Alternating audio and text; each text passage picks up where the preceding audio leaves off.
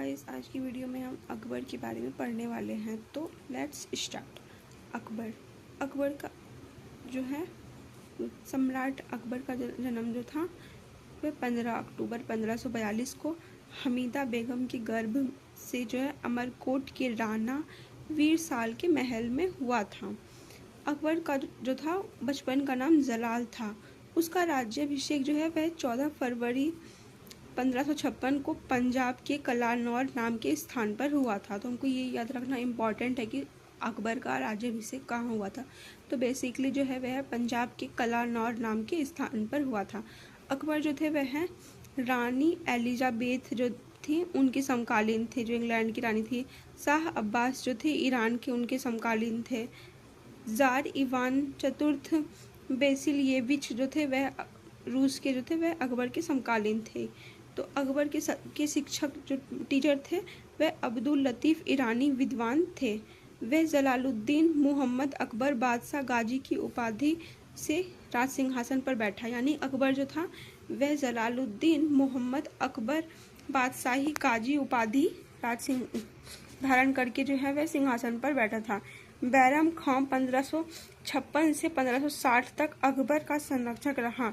वह बैरम खान था, वह बद्स खां का निवासी था। उसे प्यार से खाया यानी खाने बाबा कहा जाता था। पानीपत की दूसरी लड़ाई जो थी वह 5 नवंबर 1556 को अकबर और हेमू के जो है बीच में हुई थी। इस युद्ध में अकबर की जो है विजय हो गई थी। यानी पानीपत की दूसरी लड़ाई जो थी 1556 में हुई थी अकबर और हेमू के बीच में। इसमें जो है अकबर जीत गया था और हेमू जो था वह पराजित हो गया था। 31 जनवरी 1561 को मक्का की तीर्थ यात्रा के दौरान पाटन नाम के स्थान पर मुबारक खां नाम के युवक ने बैरम खां की जो है हत्या कर दी थी। यानी कि अकबर का जो संरक्षक था बैरम खां, उसकी हत्या जो है वह पाटन नाम के स्थान पर मुबारक खां ने कर दिया था।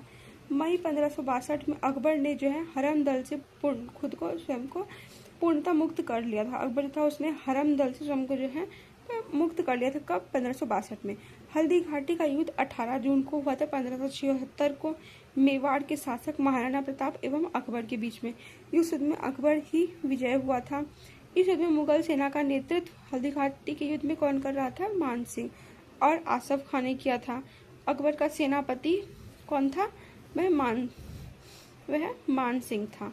यानी इसमें हमको ये याद रखना है कि हल्दी घाटी के युद्ध में महाराणा प्रताप और अकबर के बीच में था, जिसमें अकबर की सेना का नेता मान सिंह और आसिफ खान यानी कि दो सेना ने किया था, सेनापति ने किया था। हल्दी घाटी के युद्ध के समय कुंभलगढ़ राणा प्रताप की राजधानी थी। यानी महाराणा प्रताप जो थे उनकी राजधानी कुंभलगढ़ थी।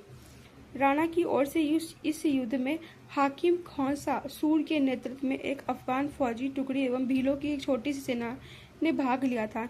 यानी हल्दी घाटी के युद्ध में अकबर की ओर से मान सिंह, आसफ खान नाम के सेना थे और जो है वह महाराणा प्रताप की ओर से हाकिम खासूर के नेतृत्व में एक अफगान की फौजी टुकड़ी थी।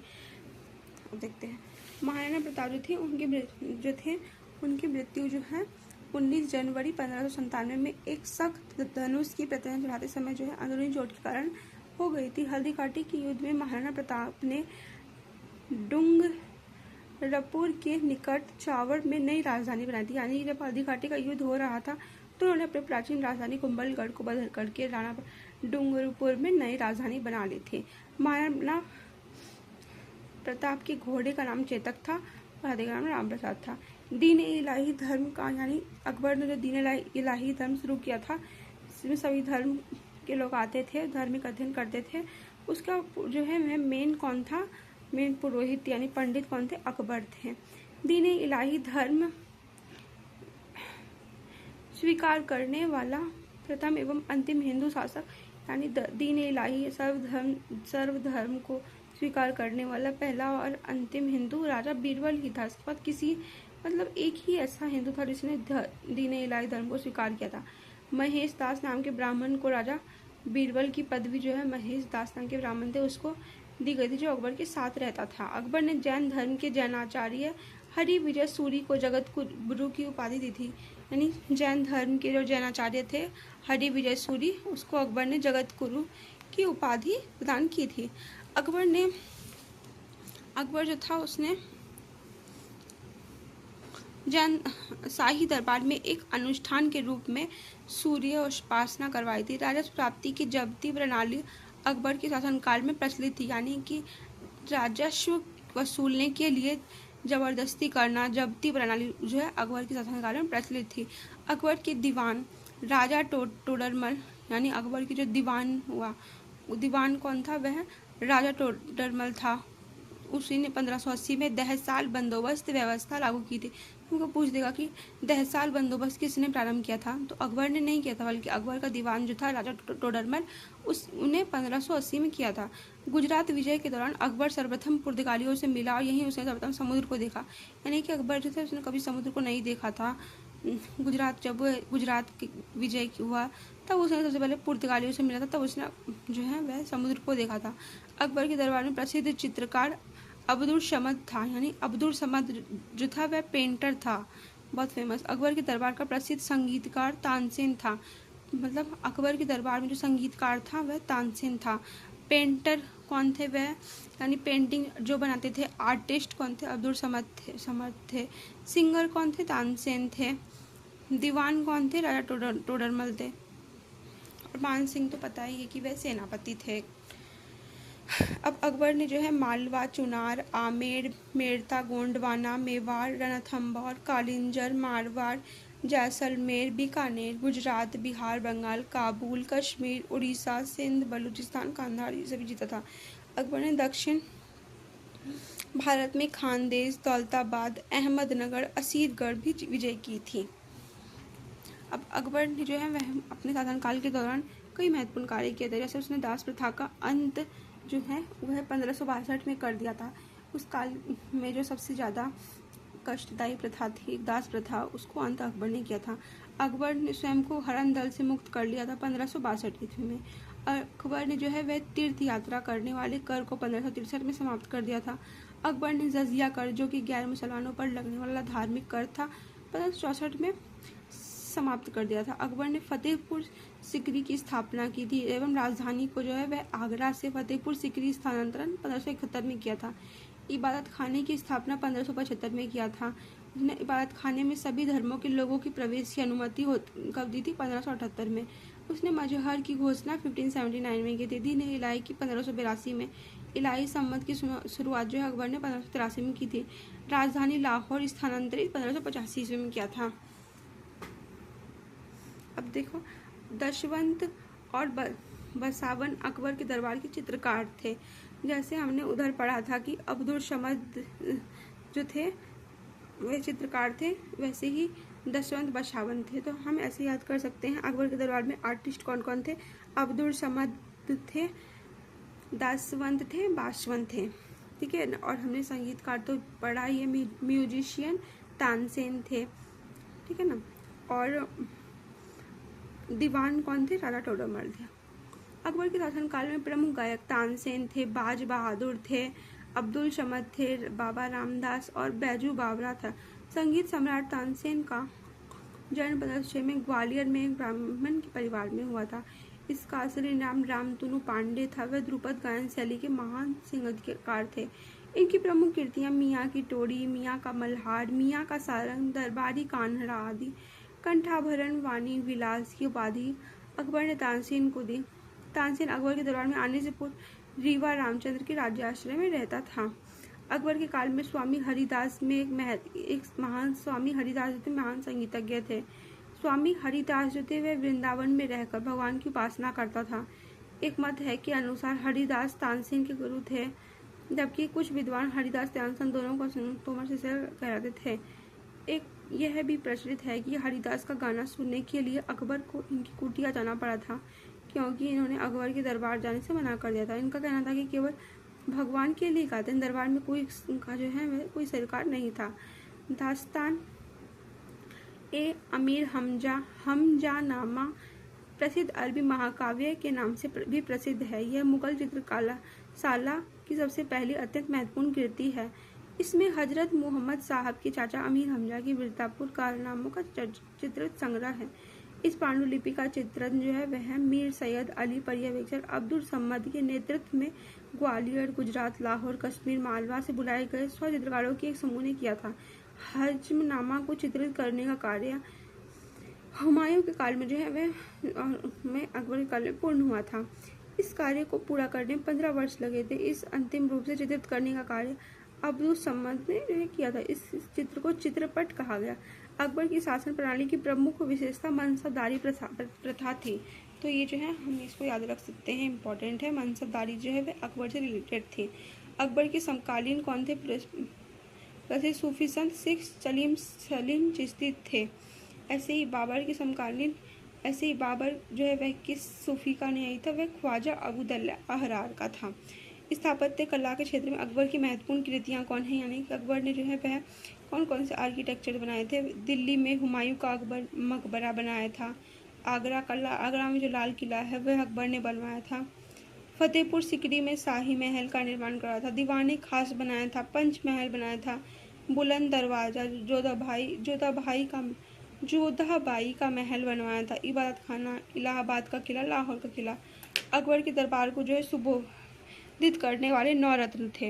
ये 9 रत्न जो है इम्पोर्टेंट था। कौन कौन थे? अबुल फजल थे, फैजी थे, अबुल तानसेन थे, बीरबल थे, टोडरमल थे, राजा मानसिंह थे, अब्दुल रहीम खाना थे, फ़कीर अजीउद्दीन थे, मुल्ला दो प्यारे थे। अबुल फजल का बड़ा भाई फैजी अकबर के दरबार में राजकवि के पद पर जो है वह आसीन था। तो जैसे अबुल फजल ये वही थे जिन्होंने अकबर की जीवनी लिखी है, यानी अकबरनामा लिखी है। फैजी जो था यह राजकवि था अकबर का। तानसेन ये जो था म्यूजिशियन था। बीरबल तो पता ही है, यह जो था अकबर के दरबार में महेश दास नाम का ब्राह्मण था, उसी ने ही जो है बीरबल की पदवी ग्रहण की थी। ये जो है हमेशा ही अकबर के साथ रहता था। राजा मानसिंह जो थे वह सेनापति थे। टोडरमल जो थे वह दीवान थे। अबुल फजल जो था उसने अकबरनामा ग्रंथ की रचना की थी। वह दीन इलाही धर्म का मुख्य पुरोहित था। अबुल फजल जो था वह दीन इलाही जो धर्म था उसका प्रमुख मुख्य पुरोहित था। अकबर के भगवान दास को अमीर उल उमरा की उपाधि थी। अकबर जो था उसने भगवान दास को अमीर उल उमरा की उपाधि दी थी। यूसुफजाइयों के विद्रोह को दबाने के दौरान बीरबल की जो हत्या कब हुई थी? वह यूसुफजाइयों के विद्रोह को दबाने के दौरान 1602 में सलीम के निर्देश पर दक्षिण से आगरा की ओर आ रहे अब्दुल फरीद को रास्ते में वीर सिंह बुंदेला नाम के सरदार ने हत्या कर दी थी। मुगल सम्राट अकबर ने अनुवाद विभाग की भी स्थापना की थी। नकीब खां, अब्दुल कादिर बदायूनी, शेख सुल्तान ने रामायण एवं महाभारत का फारसी में अनुवाद किया। महाभारत का नाम रज़्मनामा यानी युद्धों की पुस्तक रखा। पंचतंत्र का फारसी में अनुवाद जो है वह अबुल फजल ने किया। उसका नाम क्या था फारसी में? पंचतंत्र का नाम अनवर ए सादात नाम से मौलाना मजदूर हुसैन फैज ने यार ए दानिश नाम से किया। हाजी इब्राहिम सरहदी ने अर्थवेद का, मुल्ला शाह मोहम्मदी जो था उसने का, अब्दुल रहीम खाना जो था उसने तजु के बाबरी, फैजी ने लीलावती का फारसी अनुवाद किया। फैजी ने नल दमयंती कथा का फारसी में अनुवाद किया और उसका नाम सहेली रखा गया। भागवत पुराण का अनुवाद फारसी में टोडरमल ने किया। अब्दुल कादिर बदायूनी ने सिंहासन बतीसी का अनुवाद फारसी में किया था। ज्योतिष के प्रसिद्ध ग्रंथ तज़क और तुज़ुक का फारसी में अनुवाद जहान ए जफर के नाम से मोहम्मद खां गुजराती ने किया था। निजामुद्दीन पानीपत ने रामायण के परिशिष्ट के रूप में योग वशिष्ठ जो था उसका अनुवाद किया था। अकबर के काल को हिंदी साहित्य का स्वर्ण काल यानी कि हिंदी लिटरेचर का गोल्डन एज कहा जाता है अकबर के पीरियड को। अकबर ने बीरबल को कवि प्रिय नरहरि को महापात्र की उपाधि प्रदान की थी। बुलंद दरवाजा का निर्माण अकबर ने गुजरात विजय के उपलक्ष्य में करवाया था। 4 बाग बनाने की परंपरा अकबर के समय में शुरू हुई थी। अकबर ने सीडी कलम की उपाधि अब्दुल समद को, एक जड़ी कलम की उपाधि मोहम्मद हुसैन कश्मीरी को दिया था। अकबर नगाड़ा नाम के वाद्ययंत्र जो है बजाता था।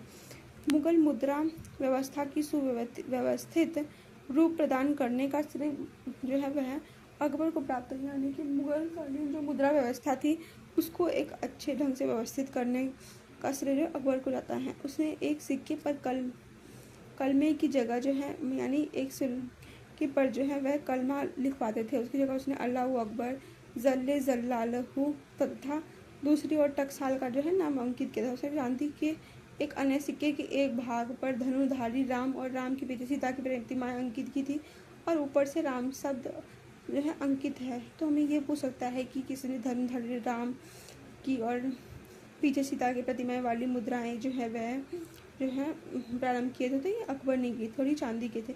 अकबर ने असीरगढ़ की विजय की स्मृति में अपने सिक्कों पर जो बाज की आकृति बनवाई थी। तो अकबर ने जो है असीरगढ़ जब जीता था तो उसने अपने सिक्कों पर जो है बाज की आकृति बनवाई थी। तो आज के लिए बस इतना।